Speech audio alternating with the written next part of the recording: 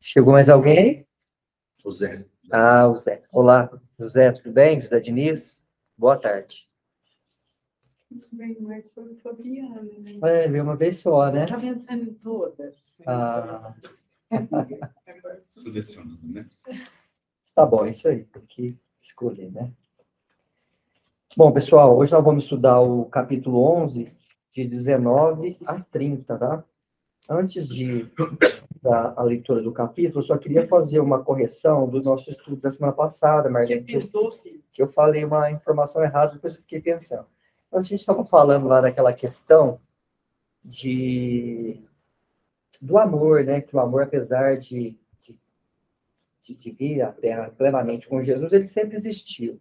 E nós falamos daquelas questões das punições, do olho por olho, dente por dente, e eu comentei que o olho por olho, dente por dente veio com a lei de Hammurabi, mas não foi, ela foi com a lei de Hammurabi, com a lei de Hammurabi foi o olho por olho, dente por dente, é o correto.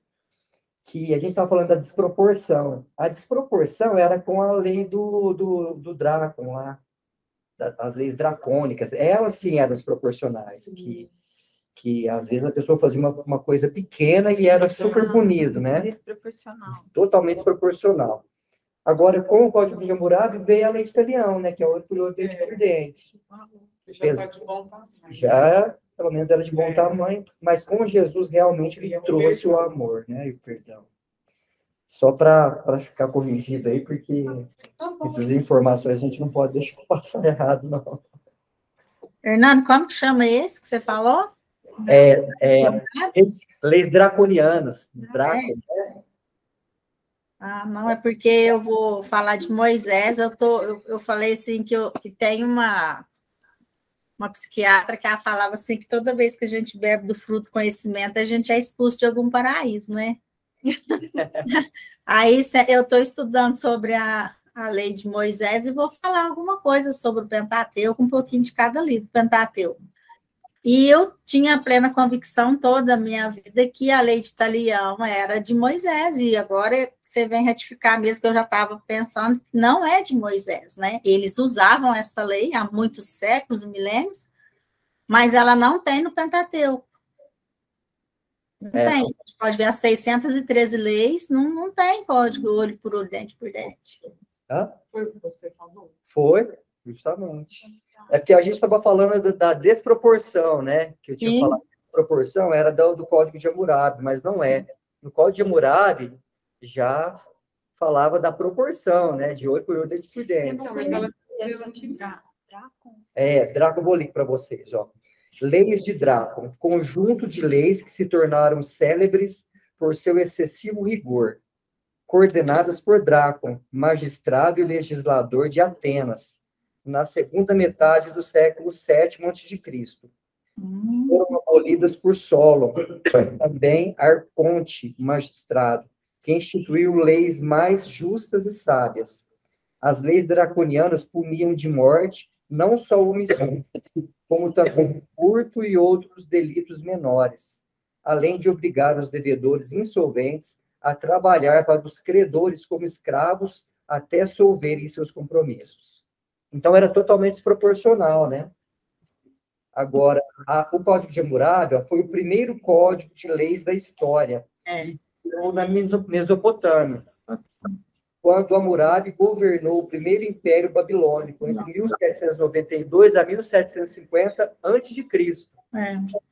Esse código baseava na lei de Talião, que punia um criminoso de forma semelhante ao crime cometido, ou seja, olho por olho, dente por dente. Então, porque muitos de nós pensamos que isso aí foi em Moisés, e não é, já estava vigente. Eu penso. Né? Por isso que eu falo que a gente vai estudando um pouquinho, a gente vai percebendo que alguns conceitos que a gente tem, às vezes, caem por água abaixo, porque, igual esses dias eu ouvi o Haroldo falando, vai lá no Pentateuco e vê onde que está escrito olho por olho, dente por dente, não tem. Mas eles viviam sob essa lei, né? Então, em Moisés começa a melhorar, porque aí já consegue organizar mais aquela sociedade, né? É uma sequência, né, de evolução lenta, mas gradual, né, que a humanidade passa. Sim. Bom, vamos fazer a leitura hoje, então, né? Eu que te dei isso. Porque eu fiquei pensando, eu falei, gente, mas eu acho que essa informação não está certa, não. Deixa eu dar uma olhada. Aí cheguei em casa e fui dar uma olhada. No estudo do Êxodo, o Haroldo fez uns 3 episódios. Olha para dar uma olhada. Até me fala que os germes da lei de amor já estão no ensino de Moisés. Por isso que quando um fariseu pergunta para ele, eu não lembro qual que é o momento. Está escrito na lei. O que é que está escrito na lei? Como lê-se? Porque como é que eu faço para ganhar o reino dos céus? Foi isso que ele perguntou. E aí Jesus pergunta para ele, como é que você lê? Porque já está lá. Amar ao próximo como a si mesmo. Está em Levítico, né? Capítulo 18 de Levítico. O amor é de Deus, né? E às vezes, quando igual o Emmanuel, né, uma Caminho da Luz fala, às vezes você olha o Antigo Testamento, às vezes muita gente vê muita discrepância, ritual de sacrifício, muita coisa, mas só quando você olha com os olhos da matéria, quando você vê a visão espiritual, a lei de amor, porque o que rege todo aquele povo é o amor de Deus, é a providência. Isso mesmo. É bom fazer essas reflexões, né? Soraya, você lê para a gente, por favor. Então, vamos lá. Os apóstolos e os irmãos que estavam em toda a Judeia ouviram que os gentios também haviam recebido a palavra de Deus. Quando Pedro subiu para Jerusalém, os que eram da circuncisão o discriminaram, dizendo: dirigiste a varões que são da incircuncisão e comeste com eles. Só um minutinho. Eu acho que é o próximo. Ai, gente. Esse. Gente.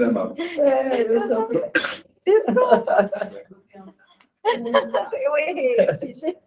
Então, vamos lá. A igreja de Antioquia. Então, aqueles que foram dispersos, desde a provação que sobreveio a Estevão, atravessaram as regiões até a Fenícia, Chipre e Antioquia, não falando a ninguém a palavra, senão somente aos judeus. Havia entre eles alguns homens de Chipre e de Cirene, os quais, ao chegarem em Antioquia, falavam também aos helenistas, evangelizando o Senhor Jesus. A mão do Senhor estava com eles, e grande número dos que creram se voltaram para o Senhor. O relato chegou aos ouvidos da igreja que estava em Jerusalém, e enviaram Barnabé até Antioquia, o qual, chegando e vendo a graça de Deus, alegrou-se, e exortava a todos permanecerem no Senhor com o propósito do coração, porque era homem bom, cheio de Espírito Santo e fé. Muitas turbas foram acrescentadas ao Senhor. Barnabé partiu para Tarso a fim de buscar Saulo, e encontrá-lo, ao encontrá-lo, o conduziu a Antioquia. E sucedeu que, por um ano inteiro, eles se reuniram na igreja e ensinaram considerável turba. Em Antioquia, os discípulos, pela primeira vez, foram aconselhados a se chamarem cristãos. Naqueles dias, desceram profetas de Jerusalém para Antioquia. Levantando-se um deles, de nome Agabo, indicou pelo Espírito que estava prestes a haver grande fome em toda a terra habitada, a qual ocorreu nos dias de Cláudio. Os discípulos, conforme os recursos que alguns tinham, resolveram cada um deles enviar suprimentos aos irmãos que habitam na Judéia. O que de fato fizeram, enviando aos anciãos pelas mãos de Barnabé e Saulo. Obrigado, Soraya. Ramon, eu mandei para você uma parte que está no livro do Paulo Estevão, fala sobre Antioquia, se você puder ler, eu acho que é interessante, o que você acha? O Ramon vai ler um trecho do livro Paulo Estevão, que fala sobre Antioquia, como era Antioquia na época. Depois a gente pode acrescentar, quem tiver mais alguma informação. Antioquia, cidade cosmopolita, tornaram-se o foco de grandes devassidões. Parece os dias de hoje, impressionante. Na sua paisagem enfeitada de mármores preciosos, que deixavam entrever a opulência dos habitantes, proliferava toda a espécie de abusos. Os fortunosos entregavam-se aos prazeres licenciosos, desenfreadamente. Os bosques artificiais reuniam assembleias galantes, onde criminosa tolerância caracterizava todos os propósitos. A riqueza pública ensejava grandes possibilidades às extravagâncias. A cidade estava cheia de mercadores que se guerreavam sem tréguas, de ambições inferiores, de dramas passionais. Mas, diariamente à noite, se reuniam na casa singela, onde funcionava a célula do caminho, grandes grupos de pedreiros, de soldados paupérrimos, de lavradores pobres, ansiosos todos pela mensagem de um mundo melhor. As mulheres de condição humilde compareciam igualmente em grande número. A maioria dos frequentadores interessavam-se por conselhos e consolações, remédios para as chagas do corpo e do espírito. Geralmente, eram Barnabé e Manaém os pregadores mais destacados, ministrando o evangelho às assembleias heterogêneas. Saulo de Tarso limitava-se a cooperar. Ele mesmo notara que Jesus, por certo, recomendara absoluto recomeço em suas experiências. Retomando aos poucos seu poder de argumentação, Saulo de Tarso não tardou a incutir no espírito de Lucas as mais sadias convicções. Desde a primeira entrevista, o hóspede de Antioquia não mais perdeu uma só daquelas assembleias simples e construtivas. À véspera de partir, fez uma observação que modificaria para sempre a denominação dos discípulos do Evangelho. Barnabé havia terminado os comentários da noite, quando o médico tomou a palavra para despedir-se. Falava emocionado e, por fim, considerou acertadamente: irmãos, afastando-me de vós, levo o propósito de trabalhar por mestre, empregando nisso todo o cabedal de minhas fracas forças. Não tenho dúvida alguma quanto à extensão deste movimento espiritual. Para mim, ele transformará o mundo inteiro. Entretanto, pondera a necessidade de imprimirmos a melhor expressão de unidade às suas manifestações. Quero referir-me aos títulos que nos identificam a comunidade. Não vejo na palavra caminho uma designação perfeita que traduz o nosso esforço. Os discípulos do Cristo são chamados viajores, peregrinos, caminheiros. Mas há viajantes e estiadas de todos os matizes. O mal tem igualmente os seus caminhos. Não seria mais justo chamarmos cristãos uns aos outros? Este título nos recordará a presença do Mestre, nos dará energia em seu nome e caracterizará, de modo perfeito, as nossas atividades em concordância com os seus ensinos. A sugestão de Lucas foi aprovada com geral alegria. O próprio Barnabé abraçou-o enternecidamente, agradecendo o acertado alvitre que vinha satisfazer a certas aspirações da comunidade inteira. Saulo consolidou suas impressões excelentes a respeito daquela vocação superior que começava a exteriorizar-se. Legal. Deu para ouvir, pessoal?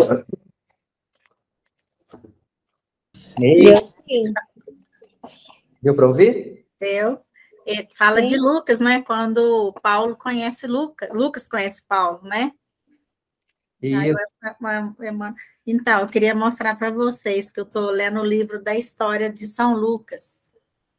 Ah, legal. Médico de Homens e de Almas. É maravilhoso. Ah, já li, legal. E tem uma música, né, que conta a história dele, é muito lindo.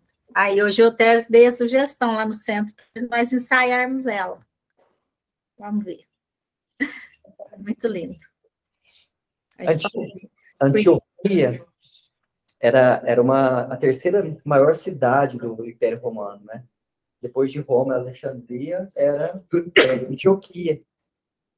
E era uma cidade em que as mulheres elas adoravam a deusa Astarte. E chocava muito os cristãos, porque o culto a essa deusa era muito forte lá em Antioquia. Então, os primeiros cristãos, essas células, né, do caminho, que se formou de forma bem forte em Antioquia, deixavam os cristãos um pouquinho abertos, tanto que eles veneravam essa deusa, aí, principalmente as mulheres, né? Mas era uma cidade muito grande, muito próspera também. É 500 mil de habitantes. É Justamente. muito para a época. 500 mil, né? Maior que Franca. É, Maior que Franca, verdade. Quase estava de Ribeirão. Né? Sim. Então a gente percebe que o cristianismo, depois da perseguição, né, que eles começaram com a morte de Estevão, muitos cristãos saíram de Jerusalém e começaram a procurar essas cidades grandes, né, porque pessoas que viviam em Jerusalém também eram cidade numerosa. Procuraram lugares também para viver, e Antioquia formou-se um grupo de cristãos muito forte. Só que o que acontecia? Até então, as pessoas que se convertiam eram os judeus, né? Só aqueles circuncidados que eram convidados a participar para ser do caminho, né? Não falavam cristãos até então, para serem homens do caminho e seguidores do Cristo. Mas lá em Antioquia, devido a uma cidade muito diversa, encontrou-se um lugar muito fértil para que os gentios também recebessem essa mensagem. Isso tudo somado àqueles acontecimentos que aconteceu com Pedro, né? Em Jope, lá naquela cidade, aquelas curas que ele fez, depois aquela manifestação dos espíritos elevados, a gente viu no estudo passado, né, Marlene? Aquele questionamento que os discípulos fez em Pedro, e o Pedro explicou, né, que o Cristo veio para todos. E eles entenderam que estava falando de uma forma universal. E lá em Antioquia, isso aí prosperou bastante. E é sobre isso que nós vamos conversar hoje. Ramos, fez algumas anotações? Então, bem. Eu acho que sim, textos desdobram de muitas maneiras. Né? Eu acho que o próprio texto do vídeo Luz que o Emmanuel traz, que chama Padrão, eu acho que ele ressalta uma mensagem muito forte, que tem uma mensagem do padrão, do homem de bem, do homem bom, do que acontece, e o padrão do grupo formado por pessoas de bem, o que acontece. Então, a gente vê aqui, por exemplo, no meio de uma sociedade bastante problemática, viciosa, entrega a muitas coisas, e antagonizando com o que estava surgindo, e ali um grupo tão unido que tinha fenômenos de vozes diretas, fenômenos de manifestação espiritual, através desse profeta Agabo, que seria um médium bastante ostensivo. E eu acho que a gente podia explorar, né? De repente, ler esse texto aqui do Padrão. Sim. E começar a navegar aí para a gente perceber. Eu acho que tem muita consonância com o que a doutrina ensina também. Certo. Você viu alguma coisa diferente? Não. Na vida dela? Na hora que fala, é isso que eu estou vendo aqui, nome de uma cidade. Falava também uns gregos. Aí parece que não usa essa palavra grego. Assim. Aqui parece que não. Como é que é? Foi isso que chama. Entre eles, no comecinho ali, entre eles... Em qual versículo? 11:20. Homens de Chipre e de Cirene. A letrinha tão grande. Entre eles havia alguns homens de Chipre e de Cirene, aos quais, tendo entrado em Antioquia, Falava também aos gregos. Depois os helenistas, né? É. Helenistas, a cultura helênica é a cultura grega, né? Acho que São os todos gregos, a mesma coisa. Irene era uma cidade da Grécia, né? É, Também, é. Hoje é a Líbia. é. Perto da Líbia. Porque a gente percebe assim, o Barnabé é o padrão do homem. É o padrão de comportamento de transformação moral. E o grupo é o padrão do que acontece com os que trabalha unificado, né, que consegue trabalhar com essas pelo sentimento, né? Aí eu não sei, não podia ler o texto, né? Vamos ler o texto. Para a gente discutir, né? Lê para nós aqui, eu acho um padrão, tem que virar a página. Porque era um homem de bem e cheio do Espírito Santo e de fé. E muita gente se uniu ao Senhor. Alcançar o título de sacerdote em obediência a meros preceitos do mundo não representa esforço essencialmente difícil. Bastará a ilustração da inteligência na ordenação convencional. Ser teólogo por exegeta não relaciona obstáculo de culto. Requer-se apenas a cultura intelectual, o estudo apurado dos números e das letras. Pregar a doutrina não apresenta óbices de relevo. Pede tão só a ênfase ligada à correta expressão verbalista. Receber mensagens do além e transmiti-las a outro pode ser a cópia do serviço postal do mundo. Aconselhar os que sofrem e fornecer elementos exteriores de iluminação constituem serviços peculiares a qualquer homem que use sensatamente a palavra. Sondagens e pesquisas, indagações e análises são velhos trabalhos da curiosidade humana. Unir almas ao Senhor, porém, é atividade para a qual não se prescinde do apóstolo. Barnabé, o grande cooperador do mestre em Jerusalém, apresenta as linhas fundamentais do padrão justo. Vejamos a aplicação do ensinamento à nossa tarefa cristã. Todos podem transmitir recados espirituais, doutrinar irmãos e investigar a fenomenologia. Mas, para imantar orações em Jesus Cristo, é indispensável sejamos fiéis servidores do bem, trazendo o cérebro repleto de inspiração superior e o coração inflamado na fé viva. Barnabé iluminou a muitos companheiros, porque era um homem de bem, cheio do Espírito Santo e de fé. Jamais ouvidemos semelhante lição dos Atos, trata-se de padrão, e não poderemos esquecer. Emmanuel, franciscano de Xavier. Interessante que ele fala, né? Se você quer imantar as lições do Cristo no coração de alguém. E aí, voltamos em discussões que a gente já fez inúmeras vezes, né? Essa semana, a gente reestudou lá em casa, por causa do outro grupo que eu e a participamos, a história lá da Safira e do Ananias, lembram? Lembro. Da hipocrisia e tudo mais, né? Eu acho que essa é uma grande reflexão para a gente, nós espíritas, né? Porque nos outros meios religiosos, eles têm os representantes formais deles. A gente não tem, todo mundo né? Todo mundo pode estudar, todo mundo pode fazer uma palestra, né? Todo mundo pode participar de um grupo de estudos, né? E aí a grande reflexão é o quanto que a gente está só trabalhando com teorias, com intelecto, e quanto que a gente está realmente fazendo essa mudança interior verdadeira, né? Está conseguindo ir para além do exterior. E é legal porque essa reflexão também, ela é uma reflexão que ela pode ficar recheada de culpa, e aí também não é legal. Ela tem que ser uma reflexão para a gente fazer uma autoanálise, começar a entender os significados que a gente está dando para as coisas dentro da gente. Né? E culpa, de qualquer forma, a culpa nunca é boa, né?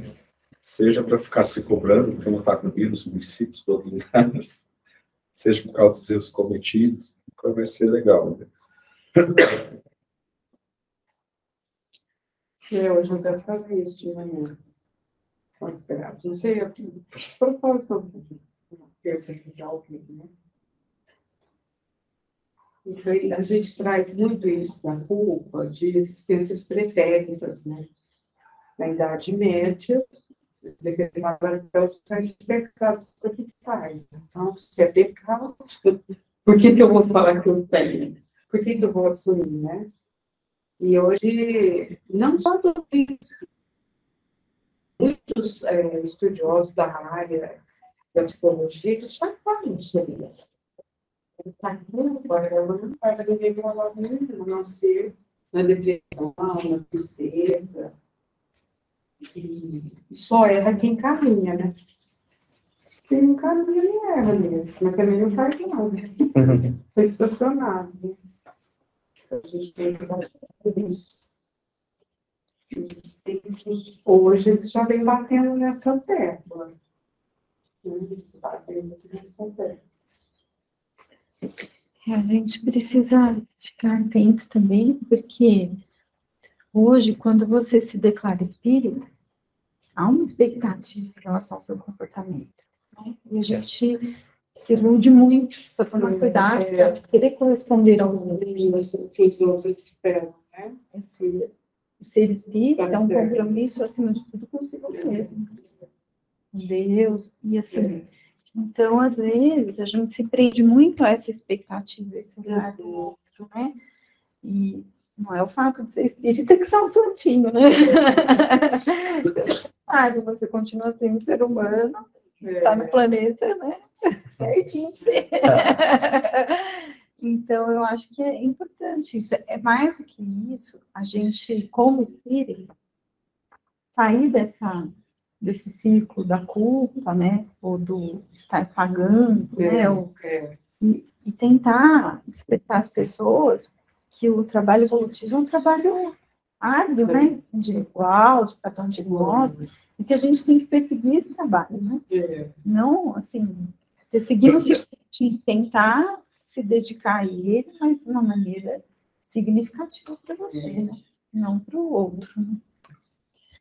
No Evangelho segundo o Espiritismo tem uma passagem que ela é bem conhecida, mas ela é muito bonita, do Santo Agostinho, que ele fala que toda noite ele faz uma reflexão de como foi o meu dia, né? Como eu posso ser hoje melhor do que ontem e amanhã melhor do que hoje. Então, melhor do que a gente carregar a culpa, é a gente fazer essa reflexão diária, se possível, né? Como foi meu proceder hoje? Será que amanhã eu não é o mesmo erro que eu errei hoje? E toca a vida.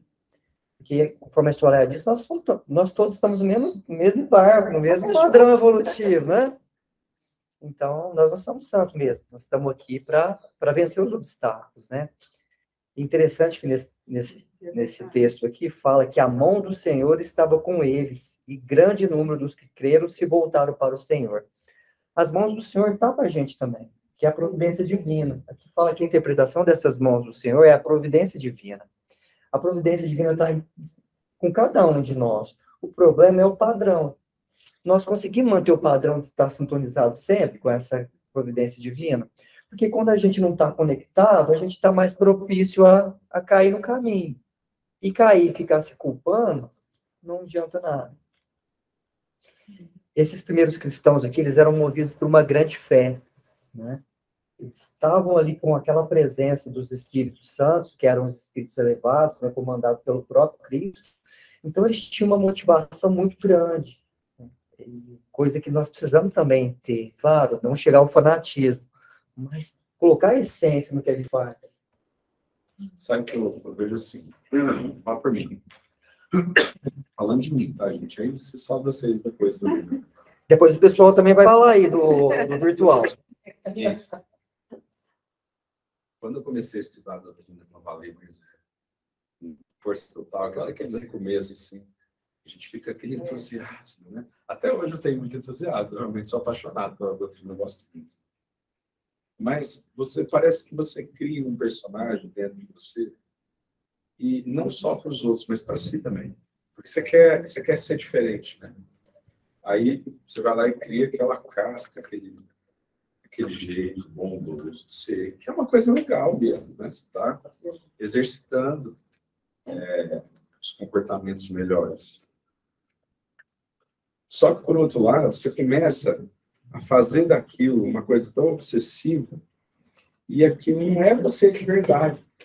Lá por baixo daquela casca ainda tem uma pessoa orgulhosa, uma pessoa vaidosa, uma pessoa ambiciosa. E aí, esse debater, ele envolve esse confronto. Ele é um problema porque ele afeta a vaidade. Pelo seu inconsciente, você não quer acreditar que você ainda é do jeito velho. O seu inconsciente, você não quer. Mas você é. E enquanto você não tomar consciência disso real, a mudança verdadeira não vai acontecer. Você só vai sofrer de ansiedade, de muitas coisas. Né?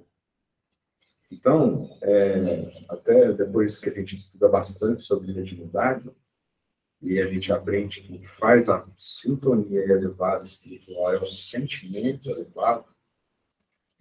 Para esse sentimento elevado acontecer, você tem que estar bem com esse resto.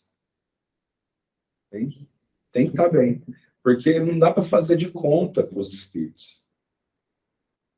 Né? Às vezes, eles até vêm aqui, dá uma blindada na nossa mente e transmite alguma coisa.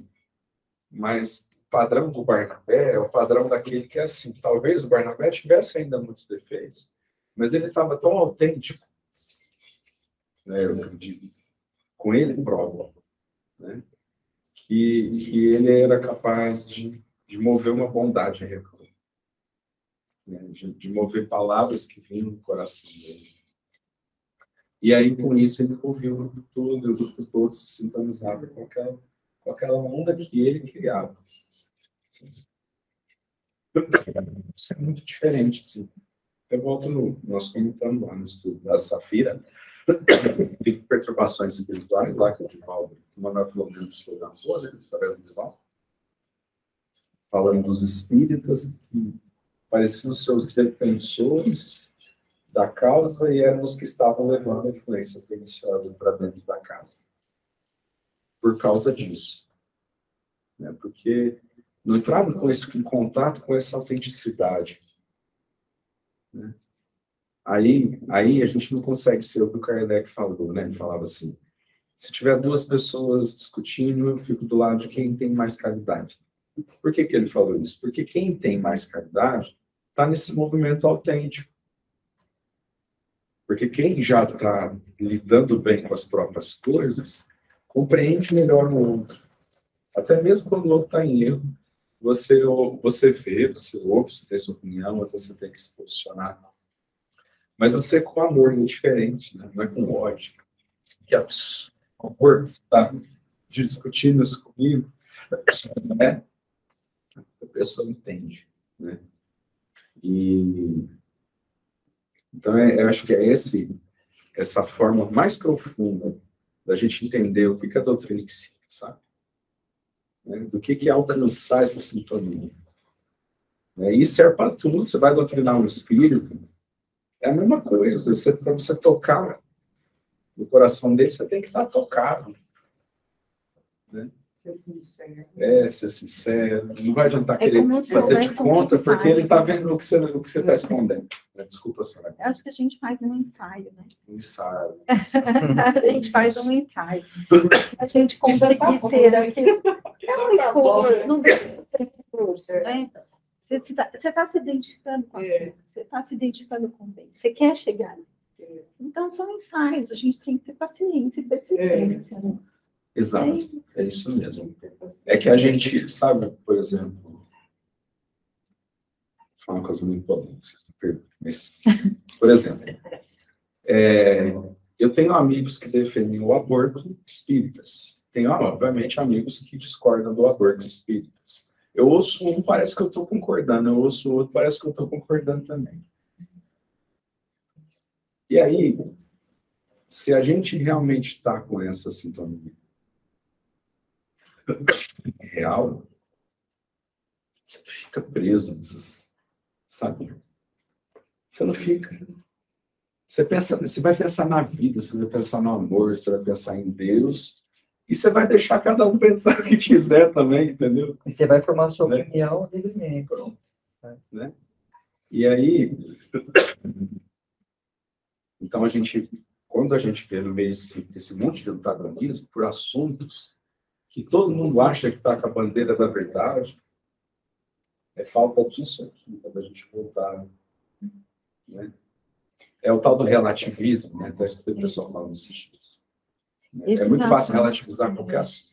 Mas se lá dentro do coração... A gente não quer, né? Assim, são assuntos muito difíceis de serem tocados. Isso. E que, às vezes, a gente tem uma expectativa que uma doutrina, seja espírita ou qualquer outra religião, que ela vá trazer uma referência do que deve ser feito, né? Do que é certo e do que é errado. Mas, às vezes, são assuntos extremamente profundos e você limitar a um posicionamento único, né? A gente tem vidas ali e a gente precisa, né, aprender a ouvir cada situação, cada pessoa envolvida, né, não tem uma regra. Tem a questão dos pontos de vista também, né? A gente está falando sobre o nosso lado. E quem está sofrendo lá? É isso. Esse Haroldo até falou uma coisa que eu achei o máximo. Ele falou assim, que estava essa na roda aí, ele falou assim, tá bom, agora vamos trazer o abortado para a mesa também, porque não adianta falar só do ponto de vista de quem está aqui. Porque eu acho que conversar com quem você conversa. Mas o que eu ouço, e que eu acho, eu presto atenção nisso, não é que defende o aborto. Não é isso. Defende a legalização. Pela outra lei, coisa. defende. Mas reconhece e acolhe aquele que está passando por isso. Porque senão a gente fica no lugar só daquele que censura. Então não é que a pessoa defende. Ele também não defende. Mas reconhece o lugar. Uma vez, eu vou contar uma história para vocês que eu fiz assim, intuitivamente, e eu acho que cabe nesse lugar. O centro era ainda lá, centro pequenininho. Aí uma moça que eu conheço, que até minha vizinha, levou outra, uma jovem. Essa jovem, ela tinha sido casada, tinha 3 filhos. E o marido se separou dela, naquele momento de carência afetiva, ela teve um relacionamento. O cara era casado, ela se engravidou e ele... Todo mundo conhece essa história, dá no pé. E aí, ela ficou desesperada. Ela tinha 3 crianças, mais um e o outro sumiu. E ela queria voltar. E aí, essa pessoa levou ela lá no céu. Eu ouvi. Hora nenhuma eu falei para ela dar uma volta. E isso foi intuitivo, porque isso só faz tanto tempo, acho que eu nem tinha muita maturidade. Eu falei, vamos fazer uma coisa? Eu vou te propor uma coisa. O centro vai te ajudar até você ter criança e depois a gente encaminha para adoção. Eu te ajudo. Gente, você vê de onde que eu tirava aqui, que eu acho que eu não ia dar conta, né? E a gente também vai arrumar um advogado e vai fazer esse cara responder por isso. Sempre, né? Dá um tempo, não aborta, não. Vamos fazer isso? O que aconteceu? Ela confiou e foi levando, e depois nós fomos ajudando realmente, e a criança nasceu. Até hoje, assim, eu quase me encontro com ela, mas a última vez que eu encontrei com ela, o moço já está moço, né? Ela falou, aqui, Ai, se emociona muito. olha. Eu fiz. Você foi instrumento de Foi Deus. só um instrumento. Então, eu acho que é nesse lugar que a gente tem que ficar. Verdade. Eu não fiz discurso para ela nessa noite. É o lugar do acolhimento. É isso que falta nesse O texto está falando aqui sobre isso. Olha o que ele está falando, ó. Que quando Bernabé chegou lá em Antioquia, ó, a todos permaneceram no Senhor com o propósito do coração. Porque é o que o Ramon falou. Não adianta discutir 1000 teorias que o que vale é o sentimento, né? Que é a autenticidade. Às vezes a gente veste aquela máscara de bom religioso, espírita ou não, e às vezes a gente não está sentindo nada daquilo, é tudo só padrão, A gente só... só fica no lugar Fica. da censura, né? Sabe, aí a gente entende o que o Chico quis dizer para aquele cara que a mulher perguntou, meu marido é bom, não sei o quê, só não é espírita. Então, ele teve essa sacada por causa da capacidade dele de sentir, né? Porque ele falou assim, mas então não precisa, né? Melhor ele não ser, tá bom. Vai uma sauna para pensar. Mas, E aí, e os amigos aí, o que acham que estão aí à distância da nossa conversa? Você viu que nós estamos na conversa aqui do texto lido e, ao mesmo tempo, trazendo para a atualidade. Quem quiser falar sobre, fique à vontade. Hernani, Oi, Jô. eu fico com a banca aí, mas eu só queria que repetisse essa última coisa que falaram, que eu não entendi, que o Chico falou, alguma situação aí do marido. teve uma Obrigada. uma mulher, Jô, que foi falar com o Chico e começou a falar que o marido dela era muito bom, era um ótimo pai, um ótimo marido, ótimo profissional, e que ele tinha só um defeito, ele não era espírita. Aí o Chico falou para ele, mas então ele não precisa ser espírita, se ele é tudo isso que você falou. Ah, tá, entendi. Obrigada. Não tem nada disso. Inclusive, aí, inclusive eu, né? Aí, mas assim, a gente está falando porque a presença do espírito do Chico para ter essa sensibilidade, né? Porque se ele colocasse o ideal assim de qualquer coisa, ele não saberia falar uma resposta tão profunda e tocante como essa. Entendeu? É falar de amor e caridade, né? Entendi. Se ela não tivesse ali naquela hora com o objetivo assim do amor, da vida, da caridade acima da teoria, ela poderia ter feito uma palestra para a moça e vocês ir embora. Isso, é a vivência, né? Entendi. Mil palavras e pouco sentimento, né? Mas ela não, ela conseguiu falar sobre sentimento em poucas palavras, né? Maravilhoso, gente. Muito aprendizado. Obrigada. Obrigada a todos por compartilhar. Marlene também. E oi para a Cleide, que eu tinha esquecido de falar. Eu esqueci, não é Cleide, não, né? Gleide, perdão. Ai, ai. Obrigada, gente. Beijo. E, amigos, alguém mais quer fazer algum comentário sobre o que nós estamos falando aqui? A Gleide também, Gleide. Eu estive certamente ontem, grupo, encontros de 2 em 2 meses. E o que mais nós estudamos lá é sobre sentimento mesmo. E isso é exatamente por causa de tudo, né? As escolas, o que as escolas hoje estão fazendo? Elas formam o estudante para passar na faculdade, de se dar bem na vida, etc. Então, o que acontece? É um preparo do ser para mais pensar e não sentir. Então, a gente está, não está treinando esse sentir. Tanto é que lá ele fez um teste com a gente, assim, o Moacir é do meu grupo lá, aquele cantor lá. E aí o dirigente falou assim, presta atenção, não presta atenção que o Moacir está intelectualmente. Comece a perceber o sentimento dele. Então, e quando nós íamos falar assim, nós já estávamos falando com a cabeça. Eu falei assim, eu não te pedi isso. Você está só pensando. Nós somos treinados para pensar, intelectualizar. E esse texto está mostrando um padrão. É o que está mostrando para nós. Nós estamos usando muito raciocínio, né? A mente, o pensar. E estamos com falhas na percepção de sentir. Né? Então, essa é a nossa falha. E, coincidentemente, hoje eu leio no Estadão, um artigo do Karnal, ele faz uma análise da educação e falou isso, que está faltando estudo de filosofia para ensinar a pensar. E ele falou que isso é uma das falhas, é sério, assim, comentando, né, intelectualmente, sobre os grandes colégios, os que são da elite, da educação, Dante Alighieri em São Paulo, fazendo análise dos estudantes. E realmente, é isso que está acontecendo. Porque a hora que a pessoa vai aplicar toda aquela intelectualidade, não lhe serve de nada.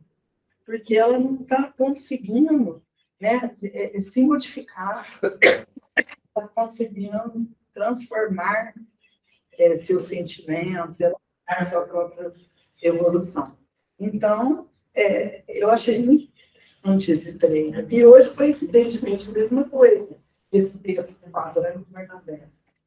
É exatamente isso. Né? Se o seu marido for bom, como o Chico falou, eu não preciso eu já sei, eu só sei mais irmão. Se fosse eu, sabe o que eu ia falar para ela, do meu jeitão aqui, intelectualizado? Eu falo assim, dá o nosso lar para ele ler, para ver se não vai trocar comigo. Né? Eu ia pensar no jeito de catequizar o homem, né? Fazer o mesmo. Amei, ele levantou a mão. Quem levantou a mão? Amei? Amei. É a fala. Deixa eu ver. Oi, Mei. Tá fechado seu microfone, Mei. Vou abrir aqui, baixei a mãozinha, esqueci de ligar o microfone. Então, é que vocês foram falando, eu fui pensando também, eu como Agleide, hoje eu vi uma reportagem também, ele é professor de Direito lá no Rio de Janeiro, ele estava comentando as questões do planeta, né, do extremismo que está crescendo muito no mundo, que as pessoas pensam muito no capitalismo, né, não vê o meio ambiente, então tudo é o dinheiro. Ele estava comentando que, às vezes, mesmo o Brasil, com todos os problemas sociais que ele tem, nos Estados Unidos, na pandemia, foi muito ruim. Por quê? Porque lá a gente sabe que é o cérebro do planeta, mas lá não tem um sistema público de saúde, não tem essa questão do social, né? Então, fala assim que foi algo assim muito impactante para o mundo inteiro, foi que muitas pessoas que morriam nos hospitais de Covid, a família não ia nem lá buscar o corpo porque não tinha dinheiro para pagar a conta. Porque a conta era muito alta e sempre chegava até eles, né? Então, assim, por todos os problemas que a gente tem, que a gente vive, a gente vê que o Brasil é um país acolhedor, é um país que tem as suas lutas, tem as suas dificuldades, é um país novo, né? Mas, assim, que a parte de sentimento da gente, a gente busca trabalhar isso, né? Essa questão de ver o lado do outro, de amar o nosso próximo, uma vez com todas as falhas que a gente ainda tem, mas, assim, a gente vê uma luz, né? Aqui no Brasil, a gente vê pessoas querendo trabalhar as competências socioemocionais das crianças nas escolas, né? E não só das crianças, mas os profissionais também, querido, que a educação precisa desse aparato, né? Porque se você não estiver bem, como você vai trabalhar com a criança se você também não está bem? Então, assim, de tudo isso, né? Fazendo um rescaldo desse pensamento, a gente entende que o maior mandamento mesmo que Jesus trouxe foi o amor, é o sentimento, né?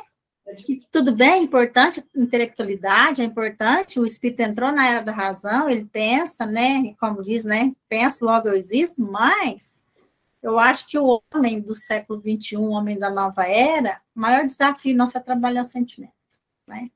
Nosso maior desafio é perdoar aquele que nos ofende, é perdoar aquele que nos prejudica, né? Então, a gente falando desses sentimentos que compõem o ser humano, o maior desafio nosso é esse, né? Porque a nossa meta é Jesus, né? A nossa meta é o Cristo. Então, por mais às vezes que as pessoas pensam que ele está distante em termos evolutivos, mas em termos de amparo e acolhimento, ele está aqui do nosso lado, né? Então, assim, é o que eu queria falar. Isso aí. A hora que ninguém precisa falar, tem uma coisa assim, o irmão do caminho, assim, não? Eu acho que simboliza muito bem isso, realmente bem, né? Mas ele podia ler para a gente. Na verdade, ninguém mais quiser falar nada. Tá, só fazer um comentário.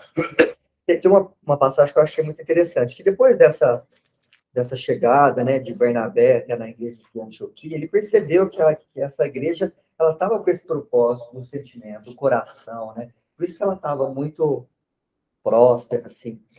E aqui fala assim, ó, muitas turbas, né, que é muitas pessoas, né, multidão, foram acrescentadas ao Senhor, né? Ou seja, como que esse trabalho sincero do coração, ele realmente arrasta, né? E essa semana eu vi um vídeo do Haroldo, que outras pessoas já me comentaram, muito polêmico, que ele, numa entrevista, ele fala que se nos próximos 40 anos não houver uma intervenção espiritual, a doutrina espírita está fadada a praticamente, assim, vamos falar desaparecer não, mas mudar completamente da forma que é. Porque não está havendo uma renovação. Ele falou assim, ó, eu vou nas palestras e eu vejo pessoas entre 50 e 70 anos, a média de 50 anos. Não está chegando pessoas novas. Será que nós estamos agindo apenas com a razão que a doutrina espírita nos dá e estamos esquecendo de trazer a questão do coração, do sentimento, do exemplo dentro do nosso lar, do exemplo de trazer o nosso filho? As poucas vezes que eu fui na casa do Ramon, eu fico, assim, encantado de ver o tanto que o Ramon tem um carinho pelos filhos dele, com a doutrina espírita, né? Será que os pais têm esse compromisso? Hoje eu vejo, assim, com essa questão da liberdade, né, dos filhos, né? Crianças pequenas fazendo o que quer, só fica no celular, e a vida vai tocando. E como está a nossa responsabilidade de trazer o coração, trazer essa informação verdadeira, né, para os nossos amigos, para que se perpetue isso? Então, a gente percebe que, desde o início, nas primeiras células cristãs, eles se preocupavam com o quê? Com o sentimento. Tanto que eles vão falar aqui, ó, que aquele profeta Ágabo ali, que foi né, um profeta e profetizou que eles iam passar por um grande momento de escassez, eles já começaram a movimentar na caridade. Porque era o que realmente conduzia eles, a questão do coração. Então, isso que eu ouvi do Haroldo essa semana, eu fiquei muito pensativo. Essa frase dele. Porque por mais... Mas essa... Assim, porque aí aquilo saiu assim, a hora que eu li, eu fiquei meio convicta. Eu só lia... Eu ouvi a palestra. Muito legal. Você ouviu a palestra? Porque na realidade sobre jovens, né? Que os jovens não estão tendo continuidade. Tá aparecendo apenas as pessoas. Então, mas sério, eu acho que foi sério que ele falou. Ele fez uma assertiva que a doutrina vai acabar, só se for um movimento. Ele não falou acabar. Mas não é um movimento. Se você for ver, eu estou na doutrina desde que eu não entendo por gente. Minha mãe já me levava na evangelização e tal. Tem uma época que o jovem dá uma sumida.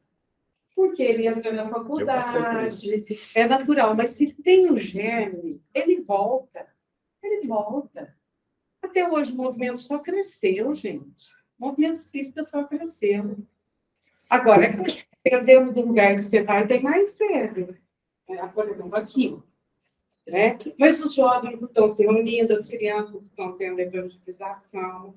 Eu achei um pouco demais. Uma reflexão para a gente. Pela rádio, uma cortada mesmo. Deu?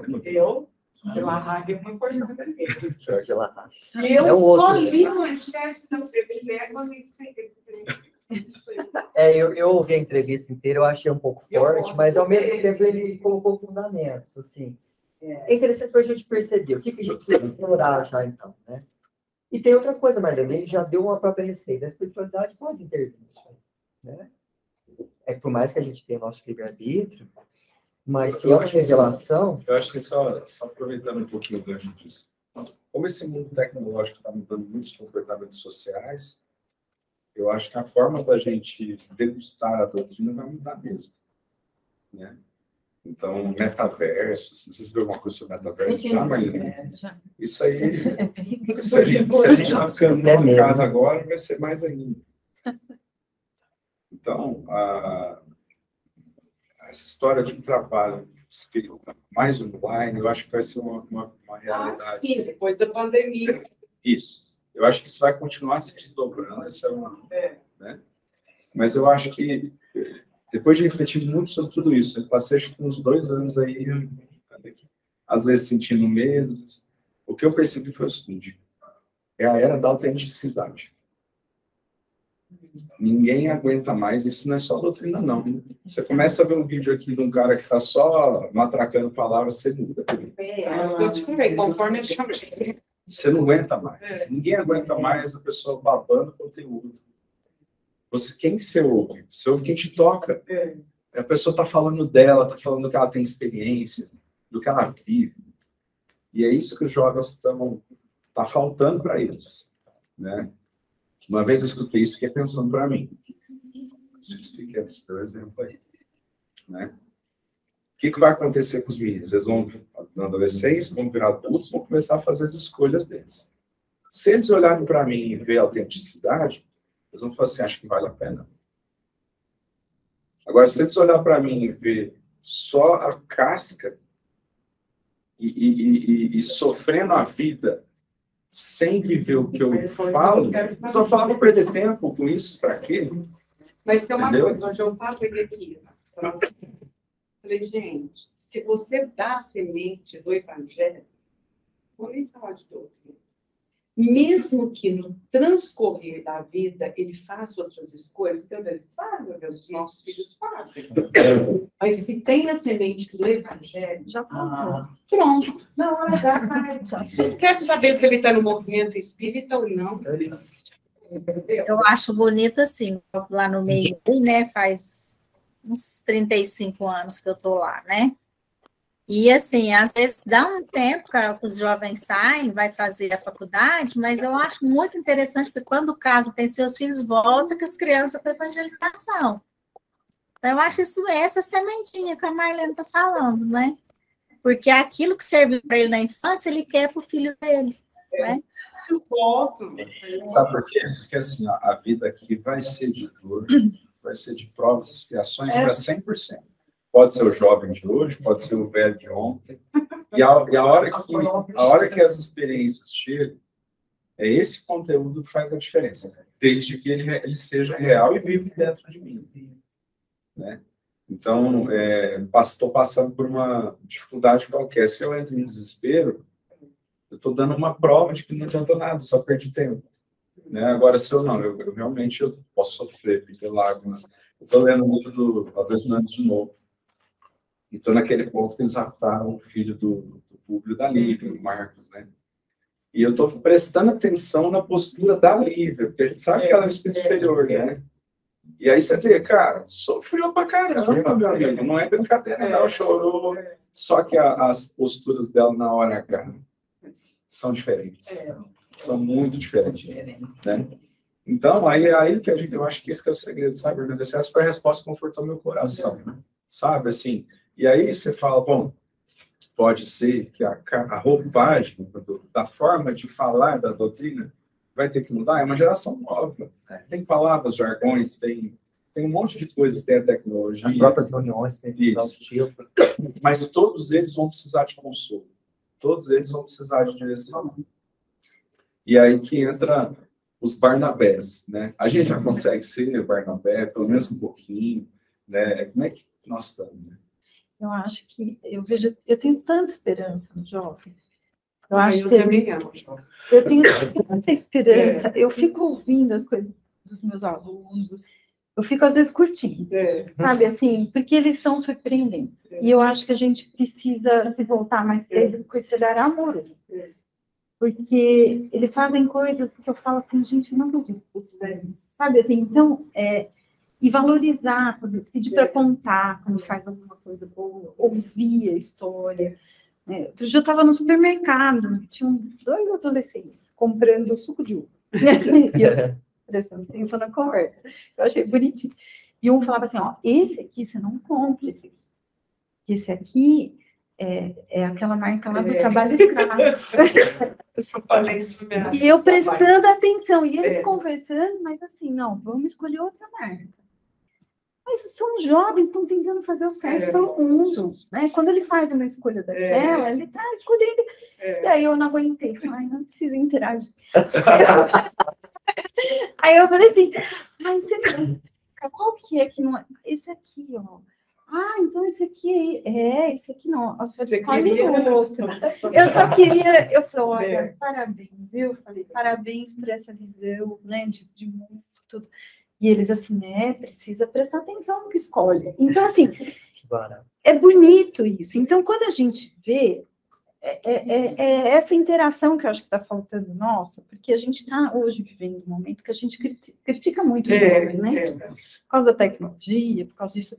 Mas quando às vezes a gente... Eles surpreendem. A hora que você senta para...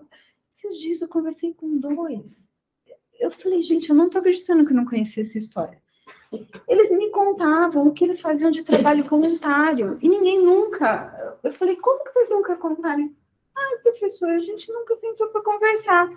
Então, acho que está faltando essa conversa. Eles fazem um trabalho lindo. Eu falei, eu não estou acreditando que vocês fazem isso. Que coisa mais linda. E assim, vamos marcar de você compartilhar isso com outros? Ah, vamos. Então, assim, eu acho que falta esse amor, esse cuidado de saber o que eles fazem de bom, sabe, assim, e valorizar o que eles fazem de bom.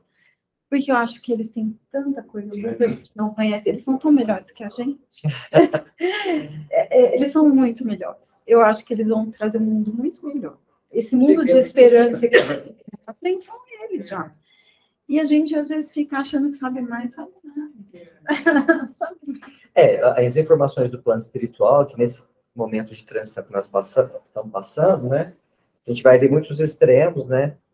As coisas ruins aparecendo, a gente é nítido isso, mas também espíritos reencarnando aí com alta elevação espiritual, que vai começar a aparecer aonde? Desde do início da adolescência, começar a despertar. Então, assim, a espiritualidade também pode agregar a isso tudo que a gente está falando. Se a gente não está conseguindo dar ferramentas, esses aí vão trazer novas visões para nós, né? Esperamos. Mas é uma reflexão legal para a gente ver sobre o que o Haroldo falou e tirar nossas opiniões. Mas uma coisa é certa, nós precisamos usar o nosso sentimento de uma forma melhor e ficar, de repente, igual o Ramon falou, só nas palavras, tentando convencer, não é bem por aí. Não, eu acho que esse exemplo seu foi ótimo, porque se a gente fosse mais Barnabé, talvez eles demorassem menos para aparecer, eu acho, sabe? Esses dias eu vi, eu chego tarde às vezes, e eu não consigo dormir, ligo a televisão. E estava o último capítulo de uma novela. E aí era um encontro entre pai e filho. E eles estavam se despedindo, porque o pai ia seguir um caminho, se passa na Índia, né? Aquele caminho das Índias. E aí é o Lima Duarte e o Tony Ramos, belíssimo. E ele fala assim, é tão bonita essa cena, eu chorei tanto quando eu vi. Ele fala assim, filho, posso te deixar uma lição, se você me permitir? Ele fala assim, o bem e o mal precisam caminhar juntos, para que você escolha. Né? Eles precisam caminhar juntos para que se dê a escolha, para que você escolha. E a grande batalha, ela está aqui, ó, na nossa mente, né? Ela não é externa, ela está dentro de nós. Então, acho que cada vez mais a gente vai se deparar com situações de escolha, né? E são essas escolhas que a gente precisa ensinar aos que precisa ensinar. Criança, ensina a criança. Porque parece que o Iris quer falar, desculpa. Pode falar. Iris, eu queria só falar um pouquinho sobre essa situação do saber mesmo. Saber está cada vez mais a gente está achando pessoas muito cultas, pessoas que sabem bastante, mas bastante teoria, né? Então, o que a gente vai precisar, o mundo vai precisar muito de ter pessoas que coloquem em prática aquilo que sabe. O que eu tenho preocupado muito é que você vê atitude de pessoas de uma cultura tremenda tomar atitude que você fala, não é possível que está partindo dessa pessoa. Então, a gente tem que começar a analisar a gente também para ver assim, A gente até, mesmo que a gente não sabe muito, mas o pouco que a gente souber, será que a gente está colocando um pouquinho em prática, né? Isso é uma coisa que eu preocupo muito, e acho que todos nós temos que começar a preocupar que a partir da hora que o ser humano que desencarnou com cultura voltar de novo, ele vai trazer a cultura e vai trazer o sentimento que ele tem que colocar em prática. Hoje eu confio muito nesses espíritos que estão voltando agora, que você vê criança aí que sabe coisa que você não imagina. Então, o que acontece? Eu acho que é espírito que desencarnou com muita teoria na cabeça, sabia bastante, mas agora voltou para pôr em prática. Eu penso muito nisso, eu não sei se falei muita bobagem, não, mas é um sentimento, colocando um sentimento. Só falou tudo. Muito bom, aí. Eu queria, se puder, ler é uma letra de uma música que a gente canta lá no centro, lá do jovem. Opa! E eu dedico essa fala a todos os jovens do Brasil e do mundo, porque eles são nosso futuro mesmo, né? A música chama Jovem do Brasil. Ela começa assim: Viva o livro espírita, salve o evangelho de Jesus. Este é o caminho que me leva, trazendo paz e muita luz. Estuda, jovem do Brasil, espalhando o saber ao meu irmão, ajudando a plantar nesta terra a semente do amor no coração. Trabalha, jovem do Brasil, preparando o futuro que te espera. Tu és a força, a esperança do mundo. Tu és o braço direito de Jesus. Olha assim. Muito lindo, né, a mensagem? São os Bernabés de Jesus, então, né? Lindo, Meire. Muito bom. Dá tempo de falar um pouquinho? Dá sim. Dá. Então, eu assisti um vídeo essa semana, que é de uma psiquiatra, que já, assim, lançou vários livros, né? Esse é sobre felicidade. E aí tem uma reflexão, né? É claro que eu não sei se é possível compartilhar no grupo, depois eu mando para os coordenadores avaliarem. Mas, assim, basicamente, falando sobre propósito, né? E assim, diante do que eu assisti, né? Assim, me veio uma reflexão que realmente, assim, esse negócio da gente sentir, né? Nós, como pais, eu penso, assim, que a gente se preocupa muito, assim, ainda com o futuro dos nossos filhos, eu digo no futuro, no caso de segurança, né, a parte financeira.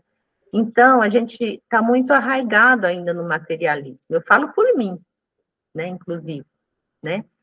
Então, assim, às vezes, muitos pais interferem na hora dos jovens, na hora da escolha, que eles têm tanta dúvida, né, da profissão, por exemplo. Então, aí eu acho que tinha que aplicar muito esse sentir, né? A gente ainda tá muito, assim, conservador nisso. E, é claro, preocupação com o futuro deles. Mas lá ela menciona, né? Inclusive, casos, assim, de pessoas que hoje em dia, que antes, por exemplo, quando o jovem fala assim, ele quer saber de videogame, e que hoje isso é uma profissão, né? Esse é um grande exemplo. Então, assim, quer dizer, está precisando muita gente na área de informática, de teoria da informação, essas coisas, né? Então, assim, só para citar isso. Então, realmente, a gente tem muito essa insegurança, né? Quer dizer, no fundo, a gente não está aplicando realmente a fé e pensar assim que Deus provê, e tentar ser minimalista um pouco, né? Eu não digo minimalista, né? Que aí seria também assim um excesso. Eu não digo que eu estou nesse nível, né? Que, claro, a gente gosta de conforto, a gente pensa, não, eu já tenho direito a isso. Então, assim, esse tipo de coisa eu acho que é uma boa reflexão para a gente. Obrigada, gente. Sem dúvida que é. Ô, Júi, pode colocar o vídeo, tá? Sem passar para o crivo dos coordenadores aqui. Ok. Pode passar direto, que é melhor. Eu queria ouvir a Angélica também, ouvir o Antônio Carlos, que ainda não falaram. Angélica, você quer falar alguma coisa sobre o nosso tema de hoje? Eu quero, mas já faz um tempinho, assim, que eu tô pensando que ia falar. Não sei se eu vou conseguir. Opa, fica à vontade. Além do que o Ramon fez, tem uma parte que tá assim, ó. Não seria melhor chamar de cristãos uns aos outros? Quando ele leu essa frase, eu lembrei de quando eu era criança, né? Que eu frequentava a igreja católica e fiz, né, a crisma, fiz a primeira Eucaristia. E na minha primeira Eucaristia, eu ouvia muito essa expressão, né, da gente sempre viver como Cristo. E eu acho isso muito, assim, muito forte para mim. Principalmente também porque minha família católica e tudo mais. E eu lembrei de quando eu era criança, assim, que de manhã eu acordava e a gente ouvia sempre um CD do Padre Zezinho. Aí tinha uma música que era assim, ó: amar como Jesus amou, viver como Jesus viveu. Então, isso me tocou. A hora que ele falou, me tocou de uma forma, porque a gente está falando aqui sobre sentir, e é exatamente isso, é sobre o sentir. A gente sentir na simplicidade, de maneira espontânea mesmo. E eu achei lindo. Seria isso mesmo que eu ia falar, mas na hora de dar uma incrementada, falar mais coisas, mas é esse o fundamento, a simplicidade do sentir. A gente simplesmente sentir sem nenhum tipo de julgamento. Seria isso, gente. Nossa, legal, Angé. Muito bom, gente. Muito bom mesmo.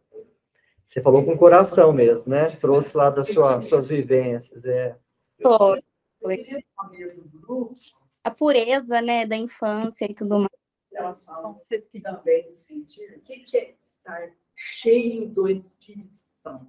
Que foi lido nesse no padrão. O que é? Como que vocês entendem isso? Cheio do Espírito Santo. Eu falo assim, acho que umas 3 reuniões atrás, o Hernani trouxe uma definição para mim que ela me encheu. foi a melhor de todas, né, naquela. Porque, assim, tem a visão, tem 2 formas de você interpretar. Uma é o movimento mediúnico mesmo, de influência espiritual sobre você. A pleite dos espíritos superiores e trabalhando no Cristo te influenciando. Então, isso também significa estar cheio do Espírito Santo.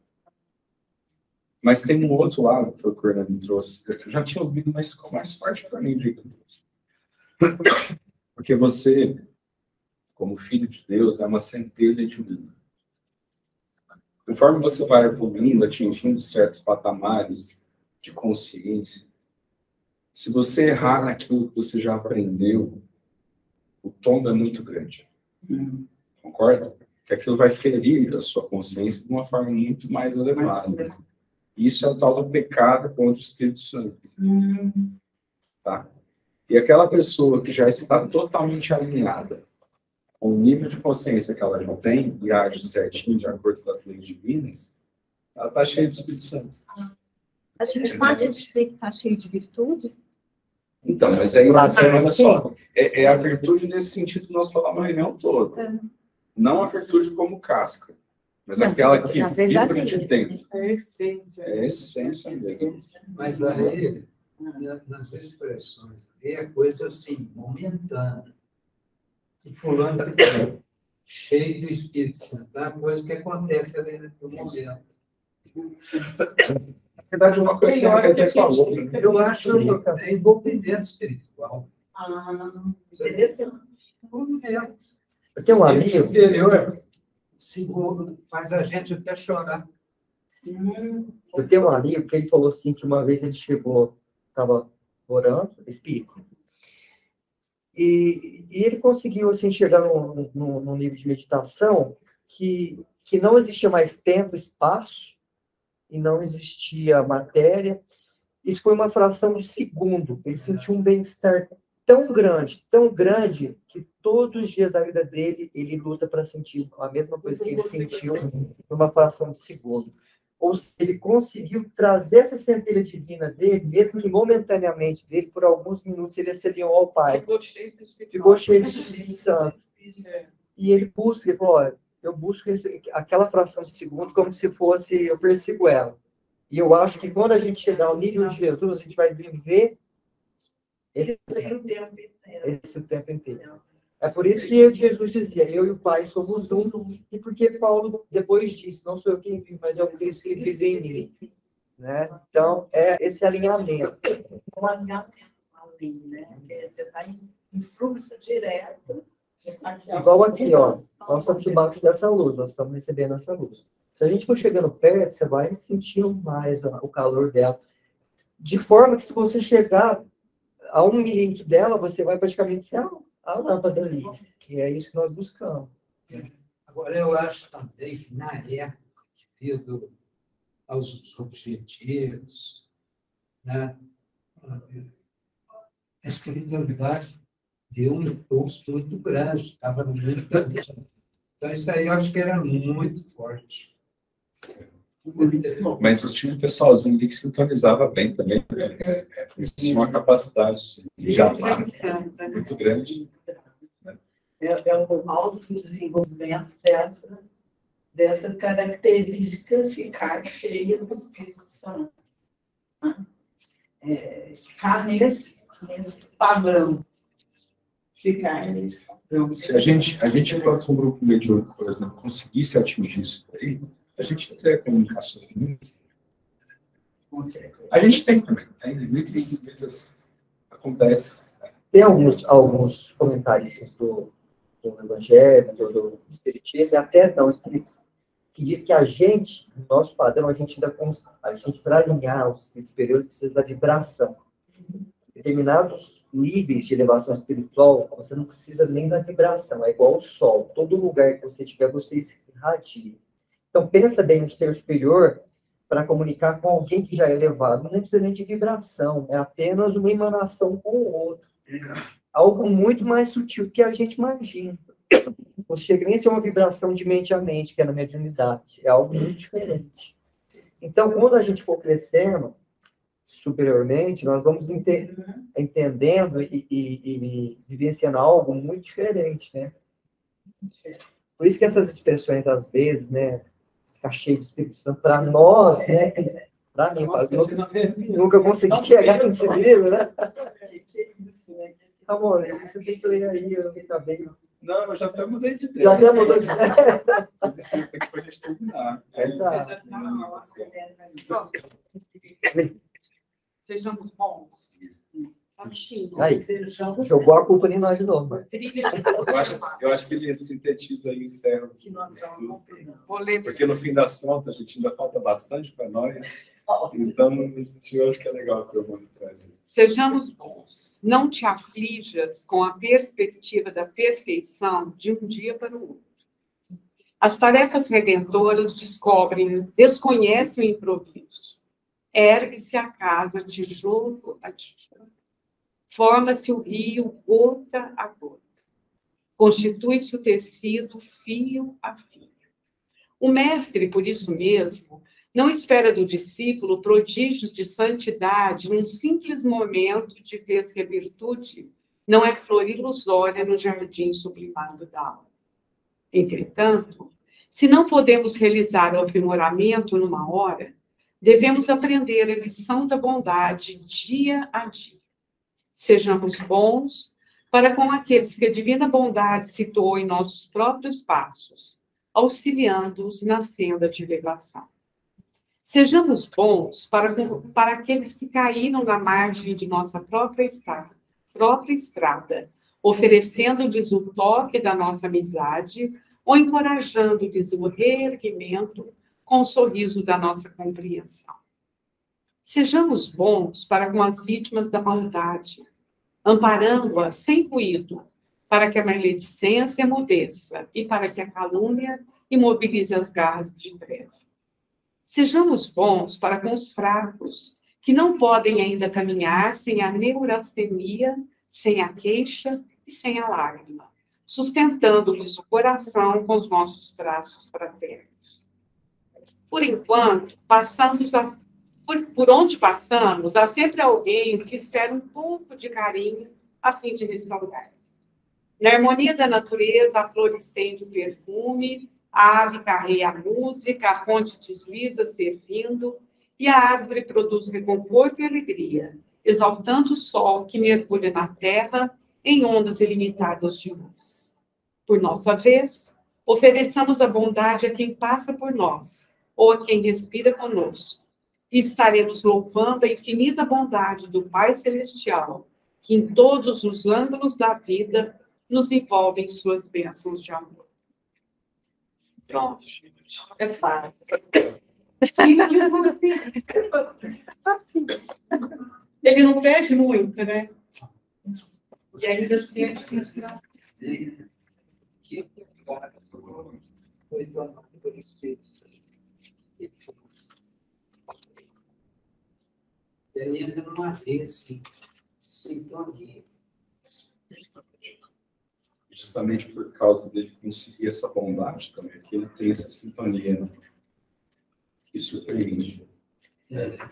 Porque ele tem a bondade, é algo que está muito presente no caminho, no coração. Então, a gente, bom, é legal esse testemunho, porque é isso. Nós não vamos atingir o ápice da bondade se a gente não colocar tijolinho por tijolinho, né?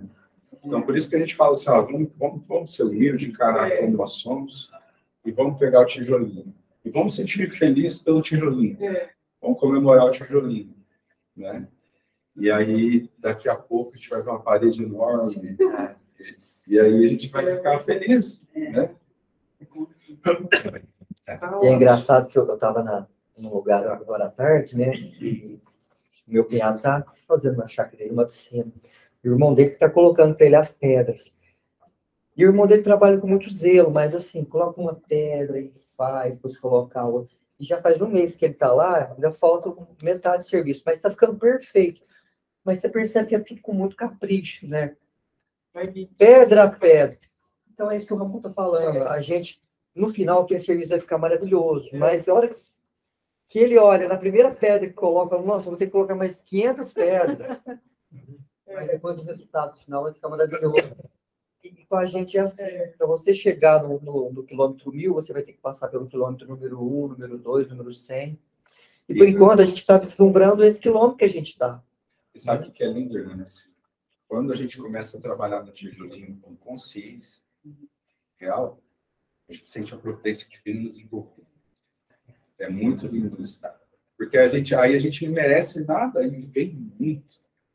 A bondade se manifesta de uma forma abundante, né? E aí é lindo isso, porque para Deus não tem miséria de amor, né? Não tem. Basta ele ver a senhora. Agora ele entendeu, né? Agora, né? E aí fica um jogo mais gostoso, assim, um jogo não é mais gostoso, é especial, né? A gente jogou mesmo. Cada uma hora, né? Um dá salto, né? Todo esse progresso, ele lembra. É igual. Gente, né, se a gente pegar a primeira reunião que nós fizemos hoje, a gente vai perceber que a gente ganhou já alguma experiência, né? E a gente consegue tirar mais profundidade. Mas dava para fazer assim lá no começo? Não dá. E aí também a gente ia desistir? Não, também. Né? Então é isso que é legal. É isso aí, né, gente? Isso aí, pessoal. Maravilha, né? Nossa reunião. A gente percebe que né, nos invisíveis também estão todos aí.